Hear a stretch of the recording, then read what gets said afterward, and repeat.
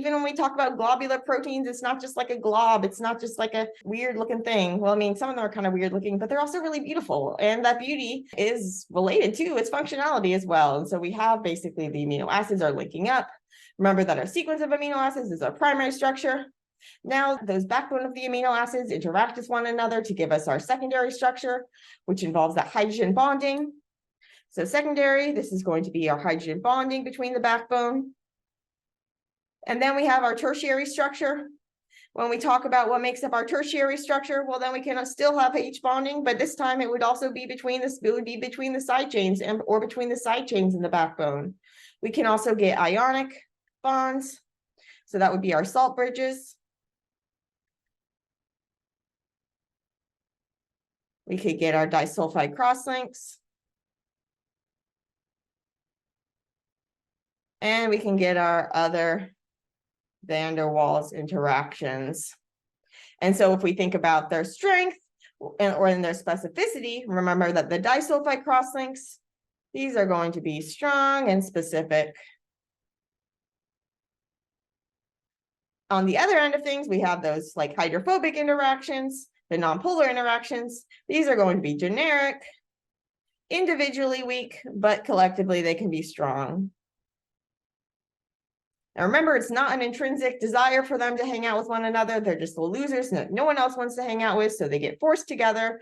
And then one of them tells a funny joke and they start kind of, okay, let's hang out. And so basically they're kind of stuck in place and they can get those instantaneous dipoles and things like this that can make them temporarily attracted to one another. And they're drawn together because of the hydrophobic effect, the exclusion of water, leading them to be clustered together, releasing that water to give you a gain in entropy. But those are going to be generic because all the amino acids can do that. With our ionic bonds, our salt bridges, these are going to be stronger than those, and they're going to be more specific. But they're not going to be as specific as your cysteine crosslinks, because remember, there's only a few cysteines in a protein. They have to be formed and survive and get out of the cell in the reducing environment of the cell, but they help certify things.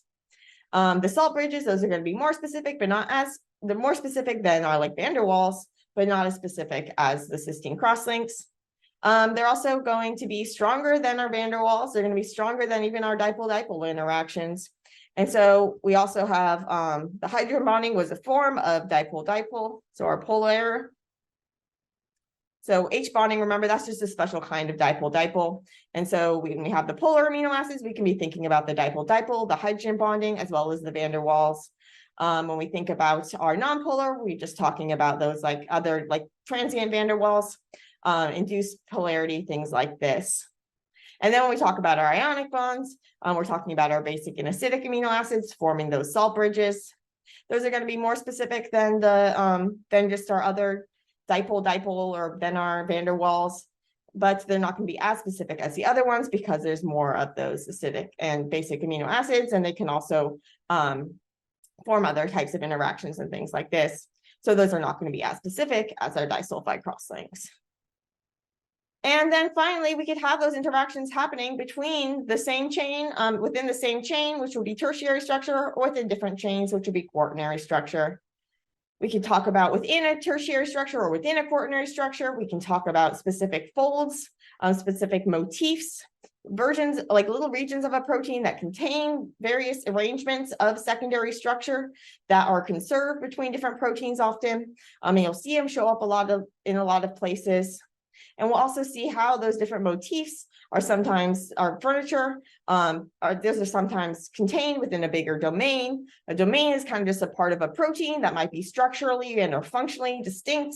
It's a region of the protein we just want to kind of like talk about.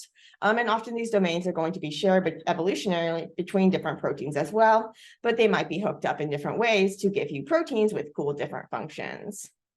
And so we'll look a lot more at this. But that's the overview of tertiary and quaternary structure.